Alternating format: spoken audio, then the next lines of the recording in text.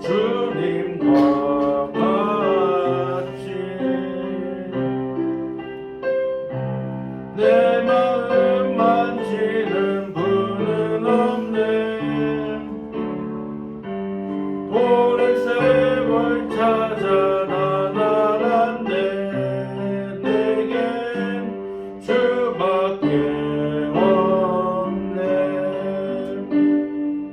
주 잠이 강같이 흐르고 주 손길 치료하네. 고통받는 자녀 부르시니 주밖에 없네. 주님과 같이 내 마음 만지는 분은 없네. 오랜 세월 찾아 나날았네. 내겐 주밖에 없네. 주 잠이 강같이 흐르고 주 손길 치료하네. 고통받는 자녀 부르시니 주밖에 없네. 주님과 같이 내 마음 만지는 분은 없네. 오랜 세월 찾아 나날았네. 내겐 주밖에 없네. 주 잠이 강같이 흐르고 주 손길 치료하네. 고통받는 자녀 부르시니 주밖에 없네. 주님과 같이 내 마음 만지는 분은 없네. 오랜 세월 찾아 나날았네. 내겐 주밖에 없네. 아멘. 예수 우리 왕이여 찬양하겠습니다.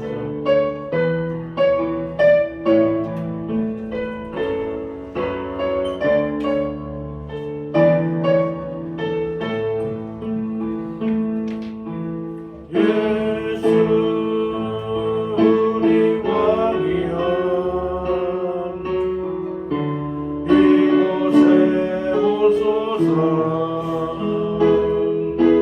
보좌로 주여 임하사 찬양을 받아 주소서. 주님을 찬양하오니 주님을 경배하오니 왕이신 예수여 오셔서 좌정하사 다스리소서. 예수 우리 왕이여 예수 우리 왕이여 이곳에 오소서. 보좌로 주여 임하사 찬양을 받아 주소서. 주님을 찬양하오니 주님을 경배하오니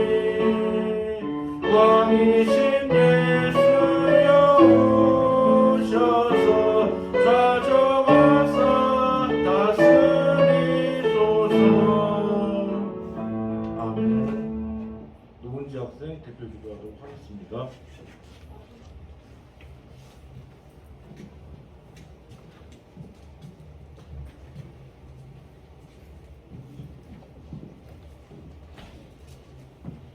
하나님, 하나님의 말씀이 한 주 동안 마음에 계속 남아있게 해주시고 물질에 일어난 산불이 빨리 치료될 수 있게 해주세요.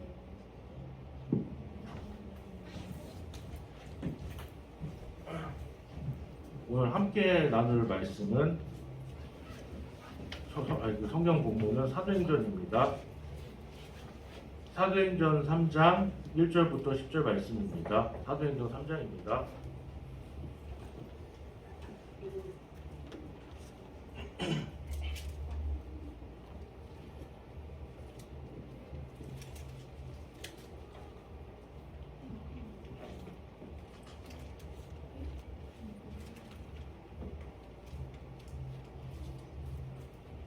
다 찾으셨죠? 사도행전 3장입니다.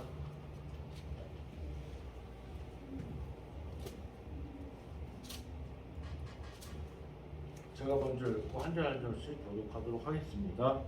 제9시 기도 시간에 베드로와 요한이 성전에 올라갈 때 남에서 우리에게 이를 사람들이 내보니 이는 성전에 들어가는 사람들에게 구걸하기 위하여 날마다 기분이라는 성전문에 들은지라.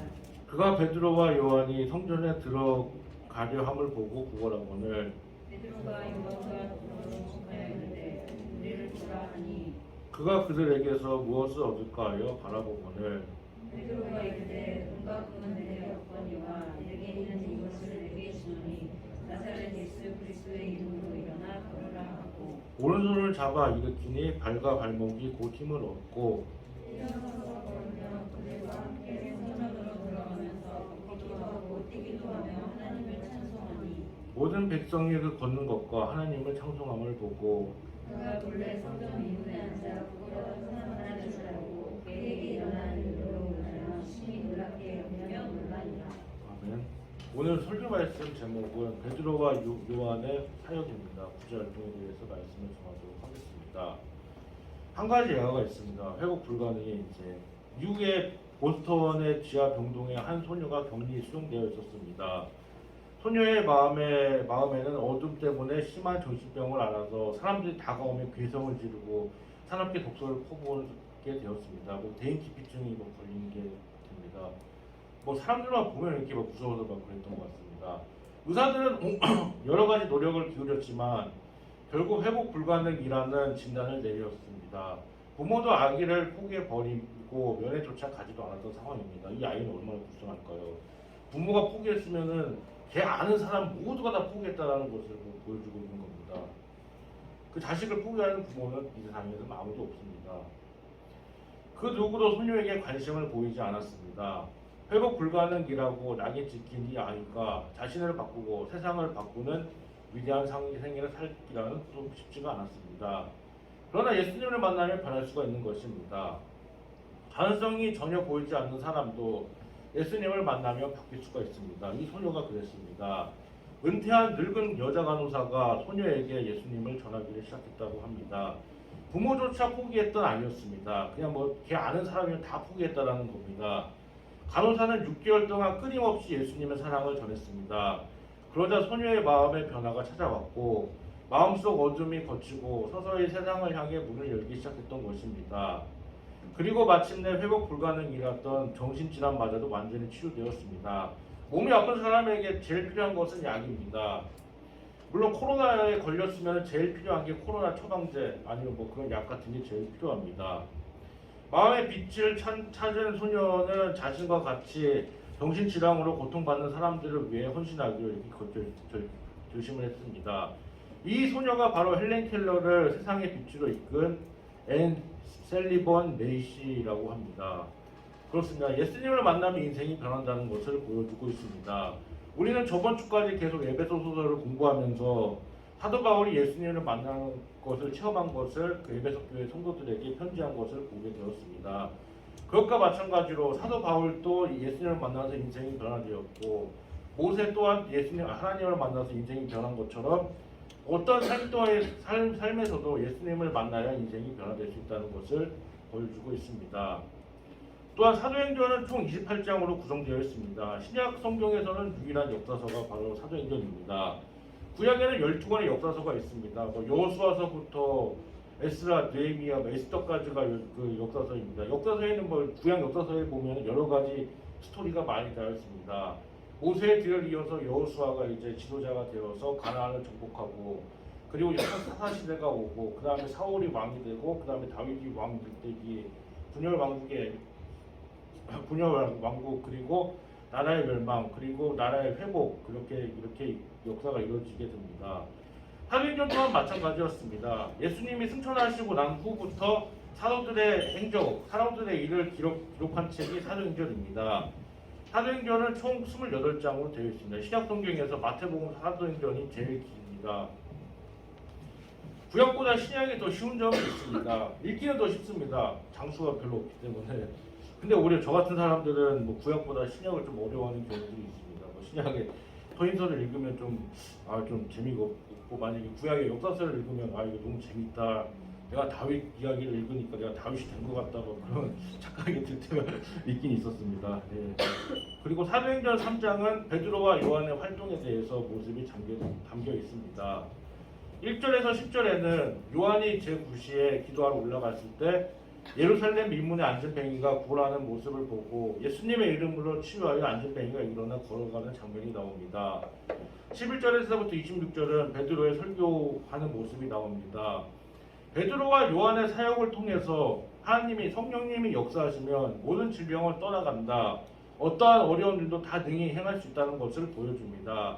예수님의 이름으로는 치료할 수 있고, 병든 자를 낫게 할 수 있고, 마음이 상한 자를 고칠 수가 있습니다. 베드로와 요한이 예수 그리스도의 이름으로 병을 고치는 사역을 통하여 또한 알 수 있는 장면을 보여주고 있습니다. 본문으로 들어가겠습니다. 베드로에게 구걸하는 안전뱅이가 있었습니다. 제9시면 오후 3시입니다. 오후 3시면 친구들도 피곤해서 학교에서 수업 듣는데, 그리고 자고 있다가 선생님한테 말한 적이 있었어요. 저 옛날에 그런 적이 있었는데, 수업 시간에 자고 있다가 선생님이 막 때리니까 갑자기 놀라서 막 깨어난 적도 있긴 있었습니다. 오후 3시에 기도하는 시간이 되었을 때 베드로와 요한은 기도하기 위해서 예루살렘 성전으로 올라갔습니다. 성전 문에서는 태어날 때부터 걷지 못하는 안전뱅이가 앉아서 구걸하고 있었습니다. 사람들이 그 사람을 날마다 메고 와서 아름다운 문이라고 부릅니다. 미문이 아름다운 문입니다. 아름다울 미자에 무슨 문인데 그 아름다운 미문에 앉혀놓고 성전에 들어가는 사람들에게 또한 구걸을 하게 했던 것입니다. 베드로와 요한이 성전으로 들어가려고 할 때 안전뱅이는 베드로와 요한에게 구걸을 했게 되었습니다. 미문이라는 뜻은 한문으로 아름다움이 문문자를 써서 아름다운 물이라 합니다. 영어로는 beautiful door이라고 할 것 같습니다. 예루살렘 성전의 동편에 있던 문이기도 했습니다. 예루살렘 성전이라는 것은 다윗의 아들 솔로몬이 즉위하고 나서 지은 예루살렘 성전도 있고, 아니면 그 이후에 수르바벨 성전이라고 해서 이스라엘 백성들이 바벨론에서 포로 생활을 끝내고 온 후부터 수르바벨 성전을 지었고, 또한 헤롯 시대 때 헤롯 성전을 지은 것이 있습니다. 이 당시의 성전은 지금으로 말하자면 교회입니다. 교회. 처음에는 또한 그 교회가 있진 않았습니다. 모세 할아버지가 애굽에 출애굽할 때만 해도 그 정착 생활을 하지 않고 계속 이동을 하고 이사를 다녀야 되기 때문에 그 성막을 세우고 거기서 예배를 드린 적이 있었습니다. 그래서 출애굽기 40장에 보면은 하나님의 영광이 임했다, 그런 내용으로 이제 끝이 나는 경우도 있습니다. 그렇습니다. 지금도 예배 시간이 정해져 있습니다. 수요 예배, 금요 기도회, 주일 예배, 또한 부서 예배는 또 11시에 이렇게 하기 때문에 이렇게 되어 있습니다. 물론 회사 가는 시간도 정해져 있습니다. 아침 9시까지 출근해서 저녁 6시, 일이 많으면은 8시, 9시까지 야근하고 온다, 그렇게 정해져 있는 것이 있습니다. 요즘에는 주 52시간이라고 합니다. 일주일에 한 시급당 9,100원 아니면 10,000원 이상 주고 일을 시키기도 하기도 합니다. 요즘에 최저임금법에 대해서. 그것과 마찬가지입니다. 학교 가는 시간도 정해져 있고 학원 가는 시간도 정해져 있지만 교회 와서 예배드리는 시간도 정해져 있는 것입니다. 예수님의 12 제자들이 있었지만 기도하는 시간에 잊지 않고 성전에 가서 기도하는 사람은 오늘 본문에선 베드로와 요한입니다. 하나님은 제자들에게 하여 아무 사람이나 사용하는 것은 아니라고 보고 있습니다. 항상 깨어 기도로 준비된 사람을 쓰신다고 보여주고 있습니다. 그래서 하나님께서는 정해진 시간, 하나님과의 만나는 시간에 우리를 만나주시고 기도에 응답하시고 문제도 해결해 주시는 겁니다. 이 안진뱅이가 선천적 태어나면서부터 안진뱅이 있는 사람이 있고 아니면 뇌성마비라 해가지고 다리 뭐 한쪽만 쩔쭉쩔쭉 뭐 걸어가는 사람도 있긴 있습니다. 태어나면서부터 어디가 아파서 태어나는 사람들이 있습니다. 그러나 건강하게 태어났는데 전쟁 투병에 의해서 뭐 팔을 다치거나 다리를 다쳐가지고 그것 때문에 불구가 되는 사람들도 있긴 있습니다. 성경에 보면 자신의 죄나 부모의 죄 아니면 하나님의 영광을 나타내기 위해서 여러 가지 이유로 선천적인 병을 가진 사람들도 있긴 있습니다. 정신적인 스트레스를 받아서 옛날에 마음의 상처 때문에 그것 때문에 마음이 아파하는 사람들도 있긴 있습니다. 2절에는 이렇게 되어 있습니다. 주위 사람들이 안진뱅이를 메고 성전에 데려다 놓았다라고 이렇게 되어 있습니다. 그 이유는 아마도 이 안진뱅이가 아무것도 할 수 없으니까 구걸이라도 해서 먹고 살아야 되기 때문에 육체의 배고픔을 해결하기 위해서 데려다 놓지 않았나 싶습니다. 그렇다고 해서 안진뱅이라고 해가지고 거지라고 해가지고 죽일 수는 없습니다. 사람을 함부로. 그렇다고 뭐 어디 갖다 뭐 팔아버릴 수도 없고 뭐 그런 상황이기 때문에 이렇게 매 성전에 데려다 놓은 것 또한 쉬운 일은 아닙니다. 이 안진뱅이를 불쌍히 여기는 마음이 없으면 그런 마음이 들진 않습니다. 물론 어떤 사람을 잘 챙겨줄 때도 그 사람을 사랑하는 마음도 있지만 그 사람을 또 불쌍히 여기고 가볍게 여기기 때문에 그 사람을 잘해주는 경우들이 있습니다. 그 사람을 불쌍히 여기지 않고 가볍게 여기지 않으면은 잘해주기가 힘들 거라고 보고 있습니다. 다른 곳이 아닌 성전 문에다 갖다 놓은 것은 문제를 해결받을 수 있겠지라는 생각 때문이었습니다. 보통 예수님을 믿지 않는 사람들은 문제가 생기면은 뭐 교회를 찾지 않습니다. 어차피 그 사람들은 교회 안 다니고 예수님을 안 믿기 때문에 절에 가서 뭐 기도하는 사람도 있고 무당 아니면 성당 아니면 이방 종교의 사원들을 찾아가는 사람들도 있습니다. 심지어는 그런 얘기도 들은 적이 있었습니다. 크리스찬이 무당한테 찾아가서 정보는 경우도 있다. 그런 얘기도 듣긴 했습니다. 우리는 무당을 찾아가서는 안 됩니다. 예수님을 찾아가야 되는 것입니다. 안진뱅이는 어디서도 일을 할 수가 없습니다. 어디 뭐 장애인인데 어디 가서 일을 할 수도 없습니다. 체류 시급받고 알바도 하지 못하는 상황입니다. 일을 할 수 없기 때문에 다른 사람의 도움 없이는 절대로 살아갈 수가 없습니다. 걷지를 못하면 휠체어를 타고 다닐 수밖에 없는 것입니다. 본문에서 안진뱅이를 매일 성전 앞에서 데려다 놓는 사람들도 아주 고맙고 귀한 사람들이라고 보고 있습니다. 무슨 이유인지는 모르지만 장소도 다른 곳이 아닌 성전 앞에다 데려다 놓은 것은 그래도 하나님의 구원이 있겠구나 이런 게 보기도 합니다. 3절에 이 안진뱅이는 베드로와 요한이 성전에 들어가는 것을 보고 구걸했던 것입니다. 그러자 베드로와 요한은 안진뱅이를 일으킵니다.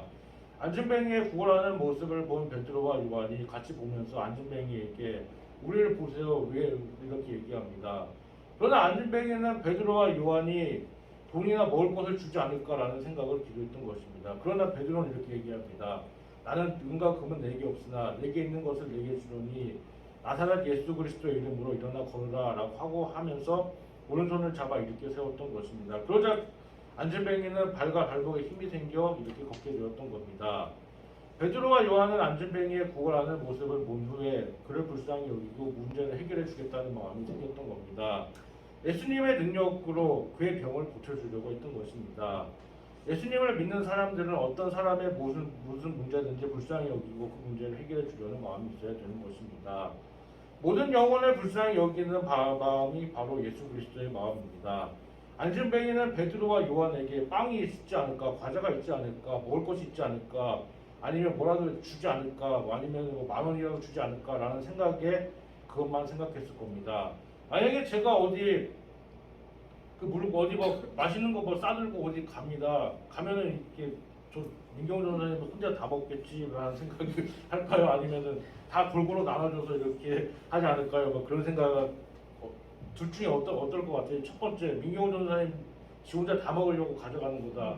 두 번째 아니면 여러 사람들한테 골고루 나눠주기 위해서다. 몇 번일 것 같아요? 아니 예 2번입니다. 저도 뭐 먹을 걸 좋아하지만 저도 그렇게 뭐 그렇게까지 하는 사람은 아닙니다. 물론 안진뱅이는 배고픔을 면하고 잠깐 동안이나마 좀 평안하겠지라는 생각을 했던 것입니다. 물론 몸이 아픈 사람들은 몸 고통을 해결받으면 얼마나 좋을까요? 만약에 운동 경기를 하다가 팔을 다쳤습니다. 축구를 하다가 팔을 다치고 발목이 꼈는데 제일 원하는 게 있습니다. 뭐 맛있는 걸 먹는 걸 원하기보다도 누가 돈 많이 주겠지라는 게 원하기보다도 이 아픈 공이 딱 빨리 나왔으면 좋겠다라고 이렇게 생각하는 것이 마찬가지입니다. 그렇습니다. 한쪽 눈이 없으면 한쪽 눈이 떠지기를 바라고 한쪽 손이 없으면 손이 다시 생기기를 바라는 것이 그 사람의 심정입니다.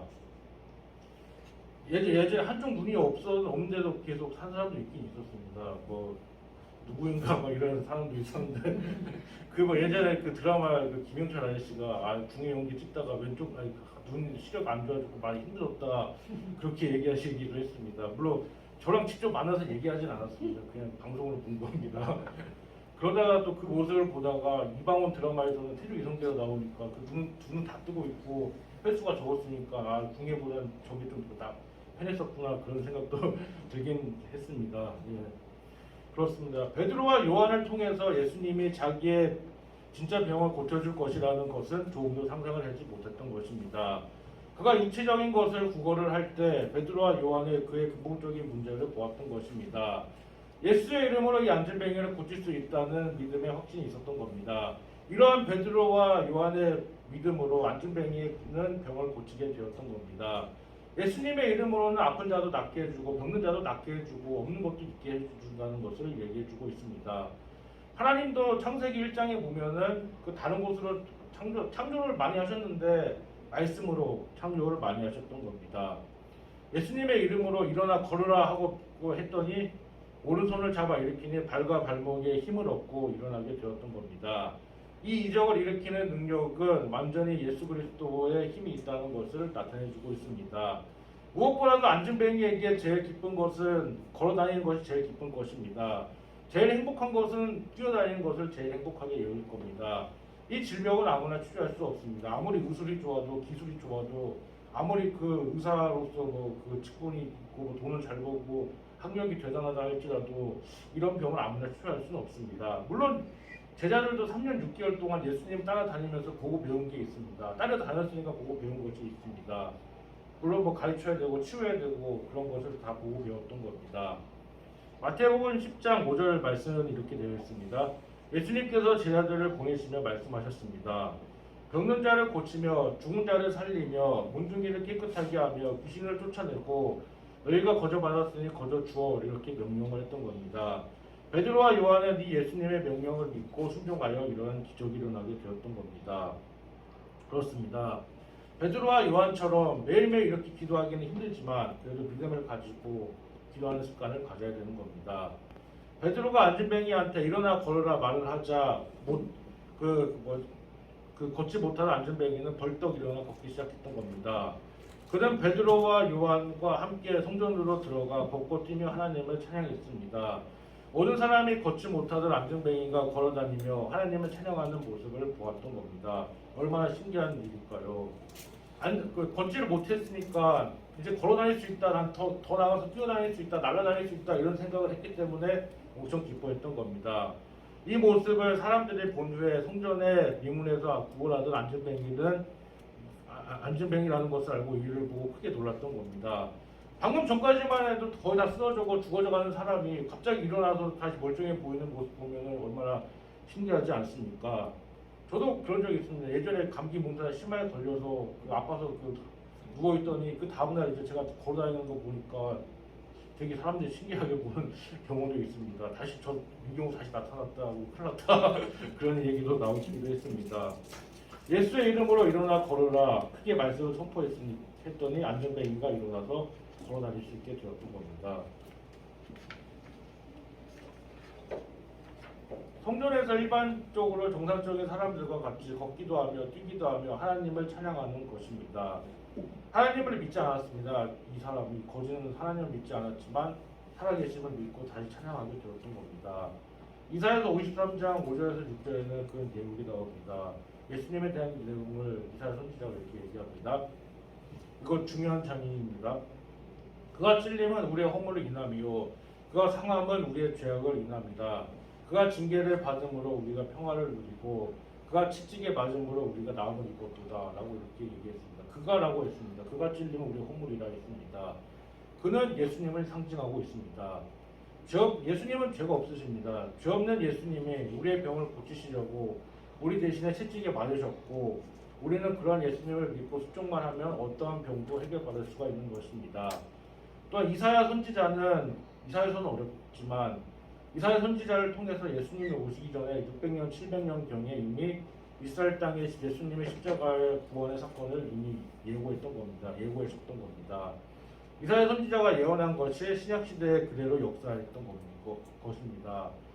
이렇게 성령님이 역사하시며 안진병이 일어나는 것처럼 이러한 기적이 일어나게 되었던 겁니다. 예수님도 3년 6개월 동안 공생의 사역 기간 동안 30대 초반에 수많은 사람들을 살리기 위해서 병자들을 말씀으로 직접 몸으로도 하셨지만 말씀으로도 이렇게 고쳤던 겁니다.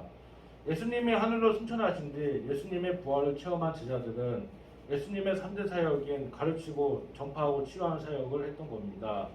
수많은 병자들을 살리는 것을 보았습니다. 베드로의 장벌을 고쳐주고 백부장의 하인을 고쳐주시고 예수님은 요한복음 9장에서는 그 눈먼 그 장님을 땅에다가 침을 뱉고 땅에다가 이렇게 진흙을 해가지고 눈을 발라줬더니 그 눈이 깨끗이 씻겨진 사건이 나옵니다.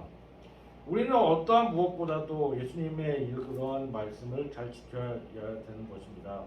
사도행전 1장 8절에는 예수님이 이렇게 얘기하십니다. 이제 승천하시기 전에 이렇게 얘기하시는데 오직 성령이 임하시면 너희가 권능을 받고 예루살렘과 온 유대와 사마리아 땅까지 이르러 증인이 되리라 이렇게 얘기하셨던 겁니다. 오늘 본문의 말씀에는 베드로와 요한입니다. 사도행전 초반부의 주인공은 베드로입니다. 베드로 또한 예수님의 제자였지만 사복음서의 주인공은 예수님이기 때문에 베드로는 주인공이지 못했지만 사도행전에서는 초반부는 베드로가 주인공이고 그리고 중간 그리고 후반부 가면서 사도 바울이 이제 주인공이 이렇게 되는 것입니다. 사도행전을 읽으면 좀 초반부는 재밌긴 하다가 나중에 그 바울의 그 활동, 성교지 여행 그거 외우면 좀 힘든 경우도 있지만 그래도 사도행전을 읽었을 때는 그래도 나름대로 스토리도 괜찮고 이렇게 사도들의 활동을 보면서 예수님이 이제 가시고 나서부터 사도들이 열심히 일을 했구나 그런 생각이 들기도 합니다. 그러나 아무 사람이나 예수님을 믿는다고 해가지고 다 베드로와 요한처럼 되는 것은 절대로 아닙니다. 성령이 충만하고 매일 믿음을 가지고 기도하는 사람들을 들어 사용하는 겁니다. 베드로 또한 마찬가지였습니다. 처음에 초대교회에 120명이 모였을 때 3,000명, 5,000명 이상 그 성도들이 불어나게 되었습니다. 예루살렘 교회도 불어나게 되었습니다. 물론 우리 기독교에서도 베드로는 훌륭한 사람이지만 천주교에서는 엄청 위대한 교황으로 추앙받는 사람이 또한 베드로입니다. 베드로는 갈릴리 어부였습니다. 어부면 물고기 잡는 사람인데 물고기 잡는 사람이었고 처음에는 성격이 불같고 성격이 좀 강한 사람이었습니다. 내성적이거나 약한 사람은 아니었습니다. 그리고 예수님이 로마 군병들에게 붙잡혀 갔을 때 칼로 말고 군대장관이 말고의 귀를 잘라서 그런 성격을 보이기도 합니다. 그래서 예수님이 말고의 귀를 다시 붙여준 적이 있었습니다. 예수님께 충성을 맹세할 것을 이야기하면서 십자가에 못 박혀 돌아가실 때 예수님을 저주하고 배신하고 3번이나 예수님을 모른다 하고 도망을 간 사람이 바로 베드로 이 사람입니다. 그럼에도 불구하고 다시 예수님을 만났기 때문에 예수님을 직접 현장에서 목격했기 때문에 다시 예수님의 부활의 사건을 직접 보고 체험했기 때문에 이렇게 말씀을 전했던 겁니다. 베드로는 예수님의 부활과 승천을 본 후 오순절날 성령 충만을 받고 예루살렘 교회를 크게 성장시켰으며 한 번 설교에서 3,000명, 5,000명이 회개하는 큰 기적이 일어나게 되었던 겁니다. 그리고 각종 병든 자를 고치며 예수님의 복음을 전하게 되었던 겁니다. 그렇습니다. 계속 활동을 하고 예수님의 복음을 전하다가 베드로 또한 로마 네로 황제가 통치하고 있었을 때 그때 순교를 당하게 되는 겁니다. 바울 또한 네로 황제 시기 때 순교를 당했던 겁니다. 그 로마 역사들을 보면은 좀 재밌기도 합니다. 큰 거대 제국이었고 옥타비아누스가 악티움 해전으로 인해서 그 왕정 시대가 되었고 그때 예수님이 태어나셨습니다. 그 이후로부터 네로, 도미티안 이런 황제들은 끊임없이 그 유대인들을 핍박하고 기독교를 핍박하던 사람들이었는데 콘스탄틴 황제가 나타나가지고 그 이후로부터는 기독교를 공인하고 그리고 테오도시우스 황제 때는 기독교를 국교화로 시키는 그런 사건이 일어나게 되는 것입니다. 그렇습니다. 이 시기 때만 해도 로마가 그 기독교를 크게 박해했던 시기였던 겁니다. 네로는 있습니다. 뭐 노래 검은 고양이 네로 말고 진짜 황제 네로는 그 진짜 잔인한 사람이었습니다. 물론 얼굴 잘생긴 외모도 뛰어났다고는 하지만 그래도 성격이 포악하고 화재가 일어났을 때 수많은 사람들을 또한 죽인 사람이 바로 네로 황제라고 네로 황제입니다. 우리도 예수를 믿지 않는 수많은 사람들에게 복음을 전해야 되는 사명도 있긴 있습니다. 그러나 그럴 때가 있습니다. 내가 교회 다닌다고 말 안 할 때도 있긴 있습니다. 저도 어디 밖에 나가서 제가 교회 다닙니다. 저 여기 전도사로 있습니다. 라고 이렇게 얘기 안 하면은 사람들이 제 기독교인인 걸 모르더라고요. 처음 봤을 때 어떤 사람들이 또 기독교인이었냐? 또 종교 없는 사람인 줄 알았다. 이렇게 얘기하시는 분들도 있긴 있었습니다. 어떤 분들은 또 그런 경우도 있습니다. 제가 저를 처음 봤을 때 덩치가 크고 좀 험악하게 생겨서 아니면 또 무서운 사람인 줄 알았다 이렇게 얘기하시는 분도 있는데 저 안 무섭죠. 사람들은 저를 보고 막 공포감을 느끼지는 않지 않습니까? 웃으면 웃긴다고 웃지 거기 저를 보고 막 무서움을 느끼는 사람은 아마 저희 교회에서는 한 명도 없을 거라고 저는 보고 있습니다. 그렇습니다. 베드로와 요한을 쓰신 것처럼 베드로와 요한의 사역 활동을 보면서 우리 또한 기도하는 삶을 살아야 된다는 것을 보여주고 있습니다. 베드로와 요한은 또한 그 시간을 정해서 기도하러 갔을 때 그 안전뱅이를 일으키고 구원을 해 주었던 것입니다. 예수님의 이름으로는 예수님의 능력으로는 못하는 것이 없다는 것을 알았으면 좋겠습니다. 기도하겠습니다.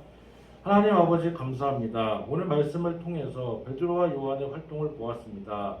베드로와 요한은 수제자였습니다. 그러나 베드로는 예수님을 모른다고 3번이나 부인했던 사람이었고 예수님의 부활하신 후에 이제 끊임없이 예수님의 사역을 했던 사람입니다.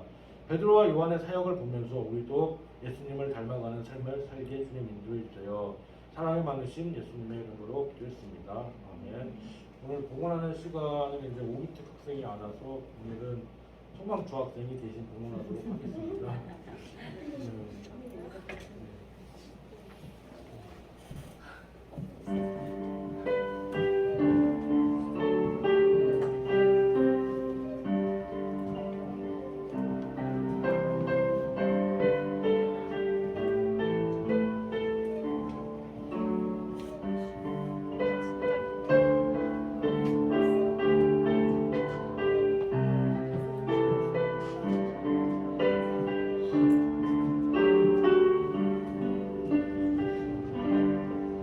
주기도문으로 예배를 마치겠습니다. 하늘에 계신 우리 아버지여, 이름이 거룩히 여김을 받으시오며 나라의 마옵시오며 뜻이 하늘에서 이루어진 것 같이 땅에서도 이루어지리라.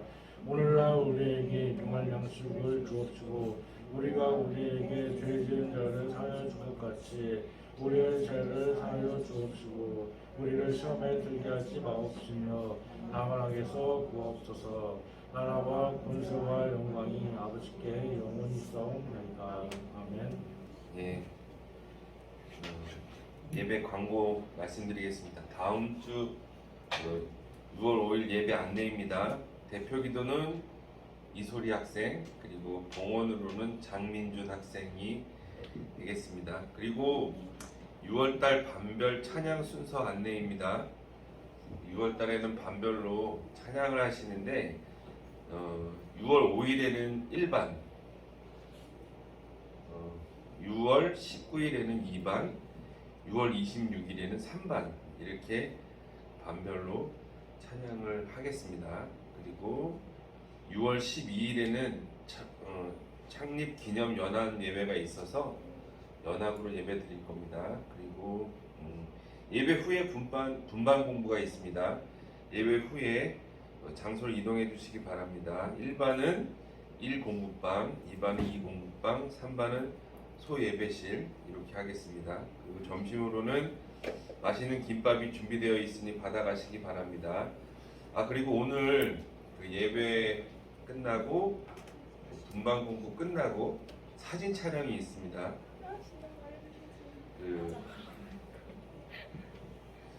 전사님, 이 사진 촬영 컨셉이 뭐죠? 같이 친한 사람끼리 찍고 만약에 단별로 찍는 것도 있고요. 지금 제일 최근에 예. 아, 꼭 필요한 사람끼리 꼭 나한테 꼭 필요한 사람이라면 그렇게 우리 그때 조각 볼때 찍은 그 사진처럼 예 그렇게 찍는 거예요. 예, 이거 분방공 후에 선생님 지도하에 사진 찍으시면 될 것 같습니다. 예. 컨셉은 그 실천사항으로는 일상생활이 정상으로 회복되었으니 예배에 잘 참석해 주시기 바랍니다. 그리고 예배 시간을 잘 지켜주시고 교회 못 나온 학생이 있으면 연락해 주시기 바랍니다. 감사합니다.